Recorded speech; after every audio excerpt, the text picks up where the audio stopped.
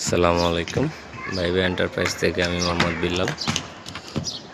দেখেন আমার মোহাম্মদ আলী ভাইয়ের এই গেটটা করলাম। এখন মানে রং করা হয়েছে, কিন্তু গোল্ডেন মারা হয় না। এখন গোল্ডেন মারার জন্য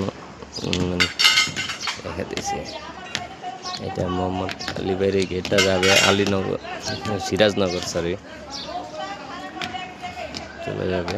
এটা স্ট্রিট হবে না, দোনো পিঠে সেম, দোনো পিঠ রং হয়ে গেছে।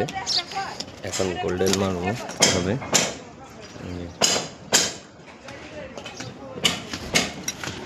আমাদের এখানে আরো অনেক গেটের অর্ডার আছে।